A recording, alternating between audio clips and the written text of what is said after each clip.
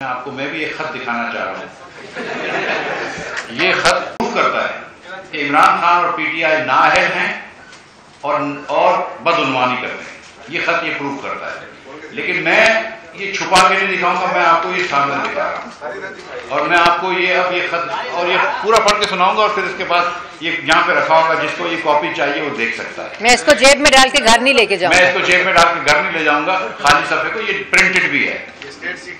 یہ سب یہ state secret نہیں ہے، لیکن یہ کہ یہ چیز آپ سے چھپائی گئی ہے۔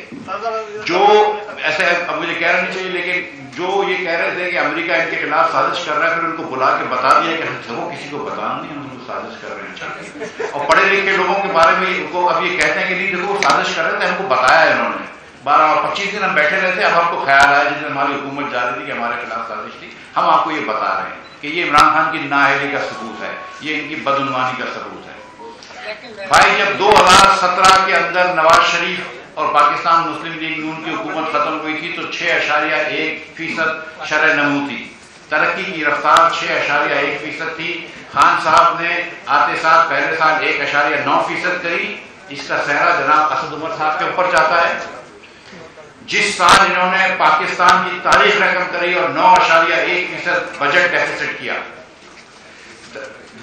ایک مہینے پہلے انہوں نے کہا تھا کہ 7.1 ارب روپیہ ہوگا، اور پھر 9.1 ارب روپیہ ڈیفیسٹ ہوا، جو تاریخ کا سب سے زیادہ ڈیفیسٹ تھا۔ آج اسد عمر صاحب یہ بتا رہے ہیں ہم کو کہ معیشت اچھی ہے یا بری ہے، تو اسد عمر صاحب کو ذرا سوچنا چاہیے کہ ان کے ایک سال میں جب ان کے وزیر اعظم نے ان کو نکالا تھا تو بجٹ ڈیفیسٹ کیا تھا 9.1%، اور شرح نمو ہو گئی تھی 1.9%۔ اگلے سال شرح نمو ہوئی تھی -1%، اور اس سال بھی ورلڈ بینک کہتا ہے کہ 4% ہوگی۔ جب ہم چھوڑ کے گئے تھے تو 6.1% چھوڑ کے گئے تھے۔ ہم مہنگائی چھوڑ کے گئے تھے 3.9% پہ۔ مارچ کے مہینے میں مہنگائی 12.7% ہے۔ سی پی آئی کنزیومر پرائس انڈیکس، اگر میں ایس پی آئی دیکھوں سینسٹیو پرائس انڈیکس، یہ 51 وہ چیزیں ہوتی ہیں جو اشیاء خرد و نوش ہوتی ہیں جو ہمارے لیے ضروری ہے زندہ رہنے کے لیے، اس میں اس وقت مہنگائی 17.3% ہے۔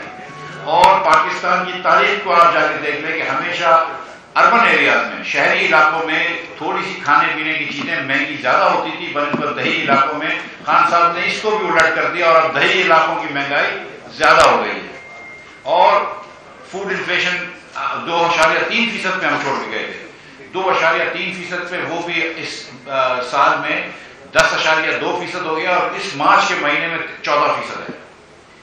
تو یہ خان صاحب کر کے گئے۔ فسکل ڈیفیسٹ کی بات کرتے ہیں، بجٹ ڈیفیسٹ کی بات کرتے ہیں۔ بجٹ ڈیفیسٹ ہمارا مسلم لیگ نون کے 5 سالوں میں 1600 ارب روپے تھا اوسط بجٹ ڈیفیسٹ۔ صرف اس سال مسلم یہ عمران خان کا بجٹ ڈیفیسٹ 5600 ارب روپیہ ہو رہا ہے۔